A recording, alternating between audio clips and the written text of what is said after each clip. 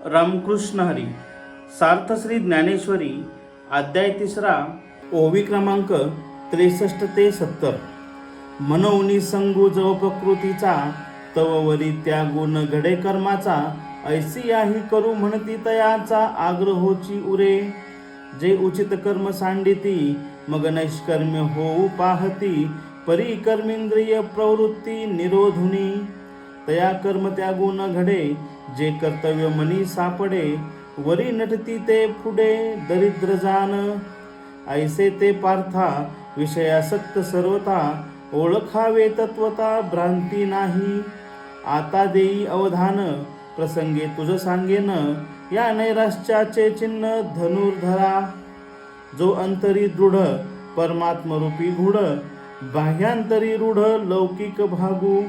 जो इंद्रिया आज्ञा न करी विषयांचे भय न धरी प्राप्त कर्व नावेरी उचित जे जे.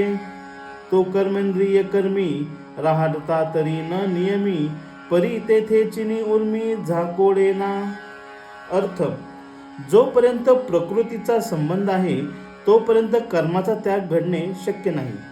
असे असूनही जे कर्माचा त्याग करू म्हणतात त्यांचा तो केवळ बोलण्याचा आग्रह असतो. जे उचित कर्माचा त्याग करतात आणि केवळ कर्मेंद्रिय प्रवृत्तीचा निरोध करूनच नैष्कर्म्य होऊ पाहतात त्यांना कर्माचा त्याग घडत नसतो. त्यांच्या मनामध्ये विषयप्राप्तीचे कर्तव्य दडलेले असते.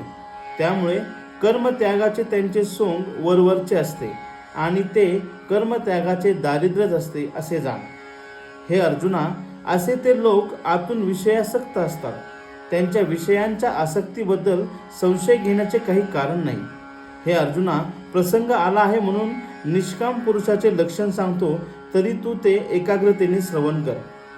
जो अंतःकरणात सात्विक निश्चयाने दृढ असतो आणि परमात्म्याच्या स्वरूपात रंगून गेलेला असतो तथापि बाहेरून मात्र लौकिक रूढ व्यवहार करत असतो, तो इंद्रियांना आज्ञा करत नाही.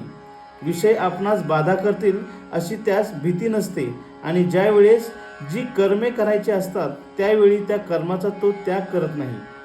कर्मेंद्रिय कर्मे करीत असताना तो पुरुष त्यांना आवरीत नाही, परंतु त्यामुळे निर्माण होणाऱ्या विकारांच्या बंधनात तो सापडत नाही. रामकृष्ण हरी.